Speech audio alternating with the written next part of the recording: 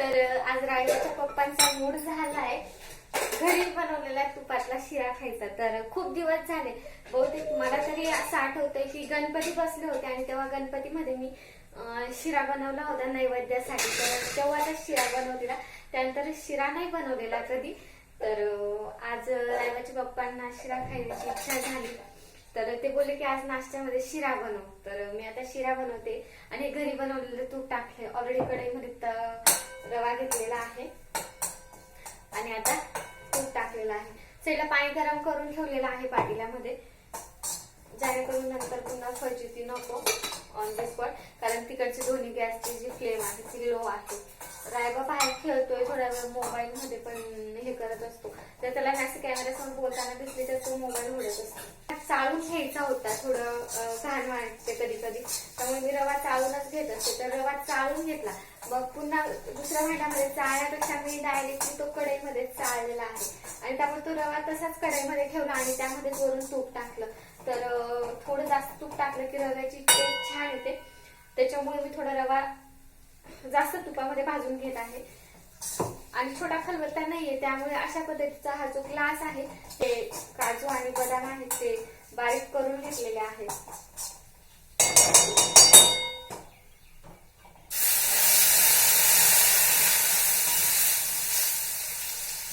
तर आता मी त्यामध्ये पाणी टाकून घेतलेलं आहे आणि एकदम थोडेसे दूध टाकणार आहे आणि थोडी दुधावरची जी साय असते, मलाई म्हणतो आपण त्याला, तर ती सुद्धा टाकणार आहे, जेणेकरून एकदम प्रसादाचा जो शिरा असतो त्याची जशी टेस्ट असते तशी यायला मदत होते। तर मी ते पण टाकून घेणार आहे। लो फ्लेमच्या गॅसवरती मी हा शिरा शिजवायला ठेवलेला आहे।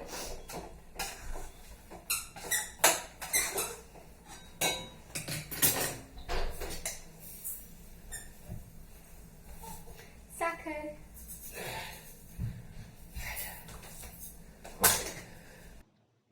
या ठिकाणी मी दुधावरची साय घेतली वाटीमध्ये आणि ती अशी छान फेटून घेत आहे। तर दुधावरची साय टाकली का शिरा एकदम मऊसूत लागतो आणि टेस्टला सुद्धा खूप छान लागतो। इथे साईडला खाली रायबा दिसत असेल तर रायबा किचन ओट्यावरती काय चालू हे पाहण्यासाठी लुडबुड करतोय। तर क्वांटिटी कमीच आहे शिऱ्याची, कारण फक्त रायबाच्या पप्पांसाठी आणि रायबासाठी बनवलेला आहे। तर आता रायबाच्या पप्पांना मी हा शिरा सर्व करून घेतला आहे प्लेटमध्ये। तर शिरा बनवत असताना त्यामध्ये थोडं दूध आणि थोडी दुधावरची जर साय टाकली तर प्रसादाच्या शिऱ्यासारखा एकदम मऊसूत लागतो। तर आता हा थोडाफार राहिलेला आहे, तो आम्ही कुणीतरी खाऊ, नाही तर रायबाला देऊ। रायबाची झोप झाली दुपारची आणि भाऊ लगेच खेळायला सुरू केले। काय करतोय पाहतो, फक्त वस्तू उचलायचं काम करतो। हाय कर, हाय, हात दे, हाय रायबा, हात दे बेटा। त्याचा मूड नाही सध्या, कारण त्याची छान झोप झालेली आहे आणि आता तो पहिले त्याच्या वस्तू पाहिजे सगळ्या।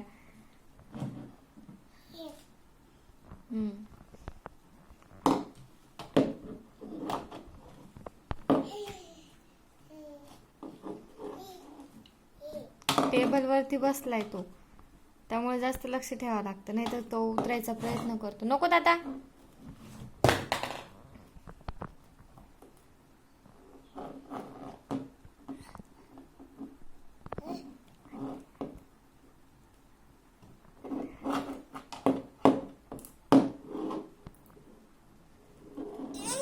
ओमा।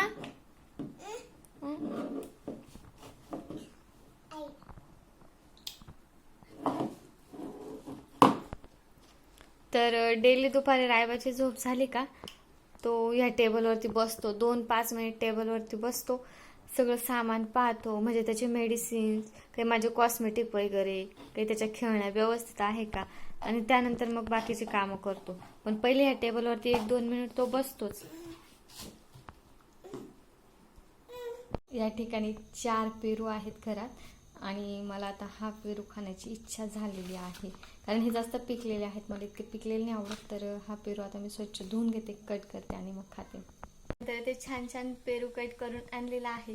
तर पेरू कट करत असताना छान असं पाहून घ्यावं लागतं, कारण त्यामध्ये कधी कधी बारीक अळी वगैरे असू शकते। तर मी पेरू छान धुवून आणि पाहून घेतलेला आहे।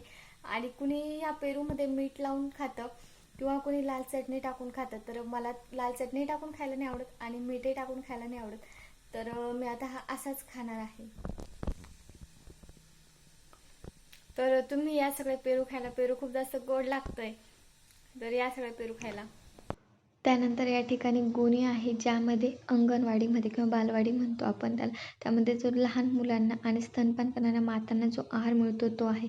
यामध्ये गहू, हरभरे, मुगाची डाळ, लाल चटणी, मीठ आणि हळद असं असतं. तर ते आमच्या घरी पण आलेलं असतं. तर आज सकाळीच आपण ते अंगणवाडीमधून घेऊन आलेले आहेत. आता मी हे सगळं ज्या त्या जागेवरती ठेवून देत आहे आणि गोणी रिकामे करून घेणार आहे. तर हे सगळं अंगणवाडीमध्ये मिळालेलं आहे आम्हाला. तर आजचा ब्लॉग इथंच एंड करते. व्हिडिओ पाहिल्याबद्दल धन्यवाद.